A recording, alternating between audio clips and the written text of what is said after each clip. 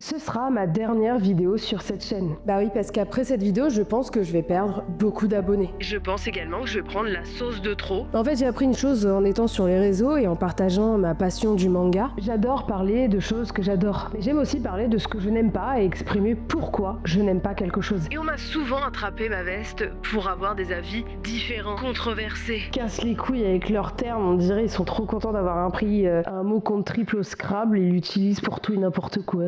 Mais là aujourd'hui, je vais vous parler de 4 animés que je n'ai pas du tout aimés malgré leur popularité. Beaucoup me détestent pour mes avis parce que ça dérange et pourtant on est des millions à regarder des animés et des mangas et à avoir des avis complètement différents. Et malgré cette diversité d'appréciation d'œuvres, il est incapable pour la communauté manga d'apprendre à accepter que quelqu'un n'aime pas ce que vous aimez. Et c'est pour changer cette façon de voir les choses que je continue à faire ce genre de vidéos et à avoir ces discours. Et je continuerai à me prendre des sauces. Je dis pas que vous pouvez continuer à les envoyer, mais je continuerai à les prendre et je continuerai à poser problème à certains pour des avis controversés, alors que littéralement les avis controversés c'est, je pense, pour la politique, pour tout ce qui est rapport avec l'humain, des sujets graves, pas pour de l'art. Et oui, les avis c'est subjectif. Je pense que j'en ai assez parlé, mais apparemment c'est toujours pas rentré dans votre tête. Bref, qu'on aime Naruto, qu'on déteste One Piece et inversement, qu'on adore la Joconde ou qu'on trouve ça éclaté, l'art ne peut pas plaire à tout le monde et c'est ok. Alors aujourd'hui, j'espère que vous êtes bien accrochés, que vous avez les oreilles bien ouvertes et le cœur bien prêt, parce que je vais défoncer vos animés préférés. Et tenez-vous bien parce que le dernier animé de cette liste,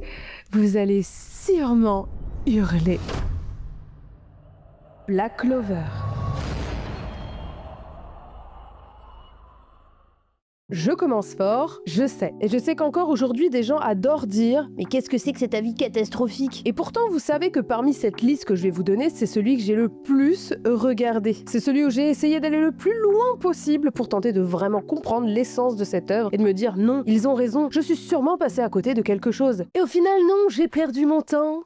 Black Clover, c'est un manga qui a commencé en 2015 par Yuki Tabata. Il compte 36 volumes et est toujours en cours. L'anime arrive en 2017 et c'est fait par le studio Pierrot qui a fait notamment Naruto ou encore Tokyo Ghoul et Bleach. L'anime a été arrêté aux grandes dames de ses fans qui aimeraient avoir la suite. En fait, faut savoir que je commence Black Clover en 2020. J'ai tenu jusqu'à l'épisode 10, puis après j'ai drop. Genre j'étais en mode ça avait l'air bien, puis au final je rompis. Et je reprends en 2021. Une fois que je suis sur les réseaux, parce que j'en ai entendu beaucoup parler, je relance. Et c'est là que je vais aller jusqu'à l'épisode 55. J'aimerais d'ailleurs qu'on applaudisse l'effort. Merci. Merci beaucoup. Merci. 55 heures, c'est quand même ce temps-là. Ça fait beaucoup là, non? Non, parce que 55 épisodes, c'est quasiment regarder toute la saison de Nana. Essentiel pour la culture et pour votre santé mentale. Mais déjà, ce qui me bloque dès le départ, c'est l'animation. J'étais en mode, les gars, actuellement, on a des animations de fou furieux. Pour moi, quand tu fais un anime où il y a du combat en mode vraiment shonen neketsu, si ton animation est éclatée, ça va être très compliqué, je pense, d'accrocher un public. Et malgré ça, Black Clover a réussi à avoir sa commu. Et ça m'embête parce que le studio Pierrot a fait des dingueries. Mais là, sur ce coup-là, je crois qu'ils ont décidé de pas mettre leurs meilleurs animateurs. Je peux passer outre l'animation dégueulasse, si l'histoire est bien au final. J'ai regardé Yakuza Fiancé jusqu'au bout, disponible sur Crunchyroll, malgré une animation dégueulasse, mais l'histoire était tellement bien que je l'ai regardé jusqu'au bout. Mais là, pour Black Clover, déjà je commence avec une histoire où Asta crie constamment. Il hurle H24. C'est une incessable continuité de cris inutiles. C'est tout simplement insupportable, je crois même que le seiyuu, donc le comédien de doublage derrière Asta, s'est pété la voix à hurler constamment. C'est pas grave, je continue, et en fait les gens suivent cette aventure sur les réseaux et ils me disent à chaque fois « Mais t'inquiète, à l'épisode 20, c'est trop bien !» Déjà à partir de ce moment-là, quand quelqu'un vous dit qu'il faut attendre 20 épisodes avant que ce soit bien, ça pue la merde. À un moment donné, il faut fuir. On n'attend pas 50 épisodes avant que ce soit bien. C'est non. Si vous avez la patience, le temps de ce genre de choses, il n'y a pas de problème. Sauf que moi, c'est non. En fait, on a plein de choses à regarder. On a un choix monumental avec des animés exceptionnels dès le premier épisode. Pourquoi je me ferais violence pour regarder quelque chose qui est apparemment, bien qu'à partir de l'épisode 70. Le pire, c'est que j'ai eu des petits hauts et bas pendant mon visionnage, en mode, à des moments, je me disais, c'est peut-être pas mal. Bon, déjà, il y a Yami qui a commencé à me convaincre. Puis j'aime bien l'univers médiéval fantasy, en tant que fan de Berserk, tout ce qui est mage, univers médiéval, moi j'adore. Puis il y a le discours de Asta pour défendre Noël. Et là je me dis, ça c'est un bon gars. Mais au final, c'est très peu comparé à toutes les choses où j'ai en fait soupiré. Je n'avais aucune émotion qui arrivait, aucun souffle coupé, aucun frisson. Bref, déception sur déception. Je m'ennuie. Et là vous allez me dire, Sophia, pourquoi t'es pas allée vers le manga si l'animé est moche? Eh ben parce que si l'animation te plaît pas, en général on va vers le manga. Et en plus ça va plus vite. Le point final de pourquoi je n'ai pas aimé Black Clover, c'est tout simplement parce que l'histoire, je m'en tape. J'ai l'impression de voir quelque chose que j'ai déjà vu. J'ai l'impression que je vais pré-shot toutes les attaques, tout ce qui va se passer, parce que c'est écrit à la manière d'un bon shonen à l'ancienne. Et ça n'apporte aucun souffle nouveau. La morale, les relations, je les ai déjà vues et revues. Je suis choquée de rien. Et même s'il y aurait un moment où c'est choquant à l'épisode 120, j'ai trop la flemme d'attendre 120 épisodes avant que ça arrive. J'ai vraiment essayé. Je pense que le fait que j'ai déjà vu pas mal de shonen du genre, pour me surprendre, il va falloir vraiment changer les codes parce que Black Clover est resté dans le classique. Et pour moi, c'est déjà se tirer une balle dans le pied parce que j'ai l'impression que tout a déjà été fait dans le classico, quoi. Bref, j'ai pas aimé Black Clover. Bon, par contre, j'ai aimé quelques openings.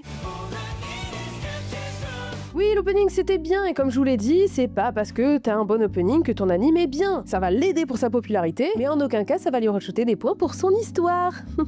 Sorry not sorry. J'espère que ça se passe bien. My Dress Up Darling. Je sais, je touche à une communauté qui va sûrement me détruire. Là, on touche à un bébé, je sais, je vous explique. Vous êtes sûrement en mode, comment est-ce possible? Et vu les notes qu'il a sur Crunchyroll, je me dis là, je m'attaque à une communauté, je suis foutu. Et en plus, celui-là, c'est le plus récent de mes visionnages, et je crois ma plus grosse déception. My Dress Up Darling ou encore Sexy Cosplay Doll de Shinichi Fukuda, sorti en 2018 et qui compte 14 tomes chez Kana. J'en ai entendu parler de tous les côtés. Tout le monde adore, les hommes adorent Marin Kitazawa, le perso principal féminin de ce manga. On se demande pourquoi. Étonnant, pas du tout. Et je suis passée complètement à côté. En plus de ce que je vois, l'animation a l'air pas mal et c'est fait par Cloverworks, qui ont fait déjà pas mal d'animes de qualité. Il y a moins d'un mois, je me lance, une de mes meilleures potes est avec moi, elle me dit « J'ai adoré, viens on regarde, je te montre, je pense que tu vas kiffer, c'est mal me connaître. » C'est vraiment un truc de ouf d'avoir une pote, je sais pas si vous en avez une comme ça, où vous n'arrivez pas à trouver des bangers pour l'une et l'autre. C'est décevant. Et du coup, je regarde le premier épisode. Et en effet, ce premier épisode me plaît, parce qu'on va suivre Gojo. Non, non, pas lui. Gojo, un lycéen assez réservé. Bon, ça commence déjà très bien, on a déjà vu ce genre de choses, mais c'est pas grave, le mec timide, effacé, vous le voyez déjà arriver. Bref. Mais sa particularité, c'est que son rêve, c'est de reprendre l'entreprise de son grand-père, et il est passionné par la confection de poupées Hina. Ce qui est très mal vu par les autres filles et les autres garçons, parce qu'un homme qui est fan de poupées, ça sonne bizarre. Et je le sens déjà que le propos est intéressant et va viser le sexisme. Et une fille va s'intéresser à lui pour ses talents de couturier. Notre chère Marine, qui est une cosplayeuse. Sauf qu'elle n'a aucun talent de couture. Et il va l'aider à faire ses tenues. Il va y avoir un rapprochement et c'est là que ça part en couille. Et que j'ai détesté le propos de l'anime qui partait pourtant si bien.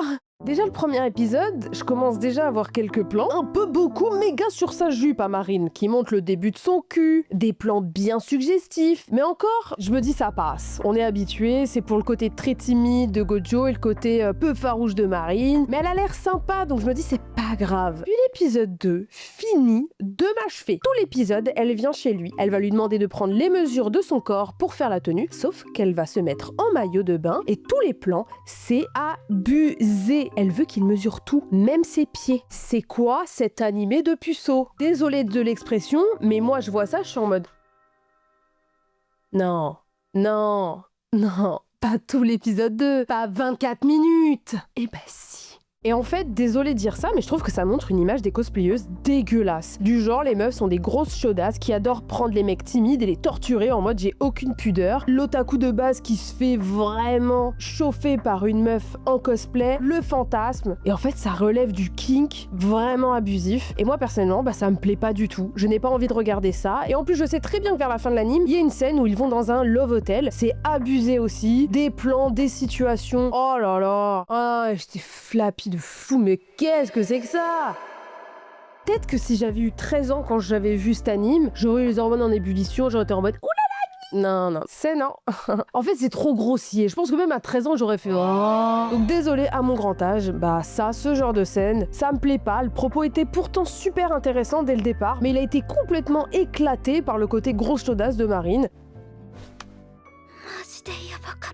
Désolée, ça ne m'intéresse pas. Et encore une fois, je ne suis pas cosplayeuse, je n'ai pas envie de parler en votre nom, ni de défendre des causes dont je ne connais pas le fond. Mais en tant que femme, moi je vois ça, je trouve ça vraiment touchy. Ça relève pas le niveau, quoi. Et le pire, c'est que je suis totalement ok pour le fanservice en général, quand il est totalement assumé. J'ai adoré Prison School, j'ai adoré High School of the Dead, parce qu'ils assument complètement et que le propos est amené comme ça. Quand c'est des sujets qui peuvent être intéressants comme pour My Dress Up Darling, qui sont complètement effacés par le côté chaudasse de Marine et le fait qu'on va pouvoir faire des super figurines d'elle, au rayon un peu moins de 18, bah non, en fait, ça casse tout le truc. Et je trouve ça vraiment dommage, et moi, ça me nique mon visionnage. Donc désolé, mais My Dress Up Darling, c'est direction la poubelle.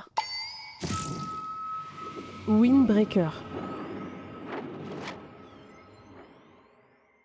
Alors celui-là, je sais, il y a énormément de gens qui sont hyper fans de Windbreaker, la saison 2, tati tata, les personnages. Celui-là, de la liste, c'est celui qui m'a le plus énervé. C'est pas il m'a déçu ou flappé, non, énervé. Je vais vous expliquer pourquoi, on va pas en plus tergiverser trop longtemps dessus, parce que je crois que c'est celui que j'ai le moins regardé. Mais je vous explique mon propos. Windbreaker de Satoru Nii est un manga super récent qui a commencé en 2021, qui a déjà 22 tomes, c'est disponible chez Pika, et je me rappelle à l'époque, j'ai eu les 2 premiers tomes, et j'étais grave chaude. Imaginez sur la cover, le mec il a les cheveux bicolores, et en plus le design j'aime beaucoup, et il y a de la baston, ça a l'air d'être un peu un Tokyo Revengers-like. Bon, on a compris, Tokyo Revengers ça a bien marché, donc on y va à foison sur les mangas de baston et le retour de ce Furio moderne, attention parce que les fans de Furio vont me tomber dessus, Furio moderne, attention. Et en plus il y a des beaux gosses, donc je me pose dans mon lit, j'ouvre le premier tome, et là j'ai rarement eu autant de mal à terminer un tome. J'ai eu un frisson de cringe pendant toute ma lecture, et j'ai vraiment transpiré pour finir le tome, pour me faire violence, en me disant que peut-être qu'à la fin il y allait avoir ce fameux plot twist où je me dis ah, en fait c'est pas mal. C'est pas du tout arrivé. J'étais tellement déçue de la tournure enfantine de ce manga. Déjà, le personnage principal, il a des vibes à Asta, à gueuler tout le temps. En plus, lui, c'est pour un rien. Genre en mode, le mec est tout le temps vénère. C'est bon, t'es pas crédible, lâche l'affaire, surtout quand il fait le mec tout timide à rougir. Dès qu'il y a une meuf qui lui parle, on est dans l'excès, du running gag, et dès le départ, ça devient presque imbuvable. Mais au-delà de ça, j'ai senti en fait des vibes Tokyo Revengers, surtout au niveau des covers, des personnages, leur tenue, et du fait que les mecs soient bien habillés. Parce qu'on veut moderniser le côté Furio à l'ancienne, où il y avait des grosses bananes et des tenues, bon, ça peut pas plaire à tout le monde, c'est très vintage, et mettre ces beaux gosses qui se fight à la mode, c'est un peu plus vendeur. Mais alors le délire de je vais aller dans ce lycée, devenir numéro 1. Excusez-moi, moi en fait, je voudrais pas faire la puriste, je voudrais pas faire la casse-couille aigrie des années 90, mais moi je suis fan de Crow Zero. Donc moi, quand j'entends le pitch du gars, je suis en mode ça me dit quelque chose. Vaguement. Sauf que moi, Crow Zero, je pense que c'est le meilleur live action qu'on ait connu. Là, il y avait de la baston, il y avait des beaux gosses, ils étaient habillés normal, pas de précis-précis. Il y avait des bananes, il y avait de la décolo et tout. Oh non, c'est exceptionnel, je l'ai vu, je pense, 10 fois. Puis Crow Zero, c'est la bagarre, la vraie, c'est la vie dure. On n'est pas obligé de faire un truc d'adolescent pour des discours en mode « Mais on est là pour protéger la ville !» Je souffle. En fait, ils ont pris Crow Zero, ils en ont fait un pour les enfants. Je pense que c'est ça, en fait, le truc. Un truc de super-héros. En fait, les discours ultra enfantins, basiques as fuck de super-héros des années 90 là, ils sont pas pour moi. Certes, vous avez un nombre incalculable de crush dedans qui vous attendent, et croyez-moi, Windbreaker n'est pas fait pour les garçons. Il vise un public féminin, tout comme Tokyo Revengers, voire même plus que Tokyo Revengers. Parce qu'au final, quand moi j'étais au Japon et qu'il y avait déjà un pop-up énorme au Tsutaya de Shibuya, alors qu'il y avait à peine un épisode de sortie, je me suis dit, là ils y vont très fort sur la com. Et vous savez quoi? Dans le Tsutaya, il y avait que des meufs. Elles prenaient des photos avec leur perso. Voilà, je me suis dit, oula.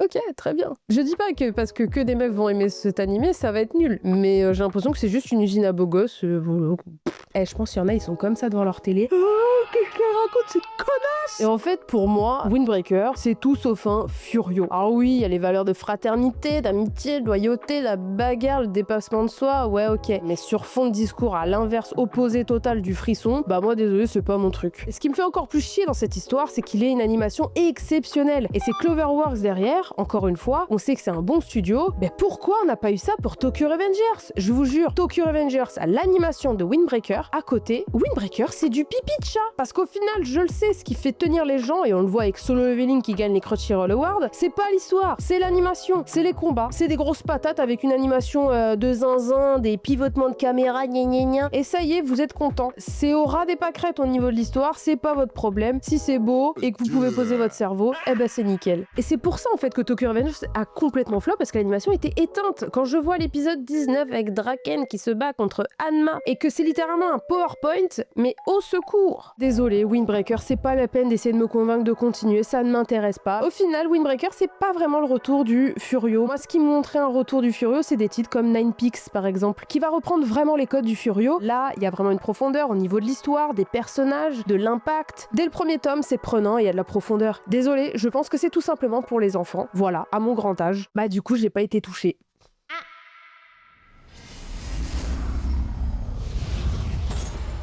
Assassination Classroom. Donc oui, j'ai décidé de vous achever en fin de vidéo avec Assassination Classroom. Vous savez, cet animé avec cette fin incroyable. Assassination Classroom de Yusei Matsui en 21 tomes chez Kana, sorti en 2012 et qui a vu son anime sortir en 2015. Et qu'est-ce qu'on m'a gavé avec cet anime, oh là là. La femme a traumatisé, le meilleur sensei. J'ai pas aimé et j'ai pas tenu plus de 15 épisodes, surtout quand j'ai su qu'il y avait 2 saisons de 22 et 25 épisodes. Et c'est dommage parce qu'en vrai, le principe est quand même assez original.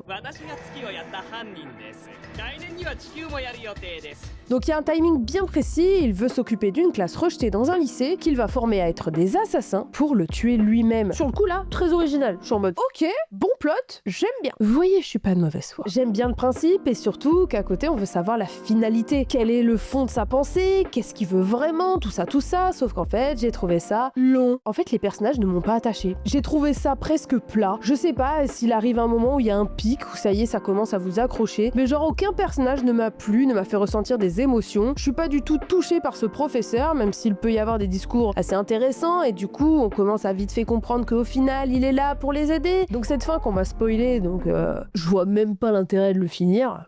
Cette fin, en fait, même après un spoil, j'étais en mode je suis grave étonnée de la fin. Quel plot twist. Waouh. Je pense que je l'ai regardé peut-être tard. Et je suis pas là pour dénigrer les personnes qui sont plus jeunes que moi. En fait, ce genre d'anime, ça me laisse un peu... Mais je pense sincèrement que cet anime, j'aurais pu l'apprécier si j'avais 14 ans, si ça avait été dans mes premiers animes que j'aurais regardé. Ou des animés que je regarde souvent à l'appel et que celui-là, bah en vrai, il aurait été sympa à regarder. Mais je suis pas du genre à binge-watcher tous les jours plein d'animes, à les défoncer en x2, en VF pour pouvoir allonger ma liste d'animes que j'ai vus. Et je préfère choisir les animés que je regarde de manière très sélective. Je veux bien laisser une chance, 3-4 épisodes, et si au bout d'un moment je me fais chier et que tout simplement l'histoire et l'écriture ne me conviennent pas, je ne vais pas continuer. Assassination Classroom, je comprends très rapidement que toutes ces années de visionnage d'animes depuis ma tendre enfance, qu'il y a des choses qui sont pas faites pour moi. Je ne suis pas le public cible, en fait c'est pas grave de ne pas aimer. Après l'opening il est bien, hein. Mais en fait il y a eu un épisode qui a fini de m'achever, c'est quand il attrape la prof qui est venue pour le tuer, qui l'embarque dans un hangar et qu'avec ses tentacules, c'est caché, mais on comprend qu'il est en train de la tripoter. Et moi, les trucs Food Wars, là, comme ça, là, le souffle.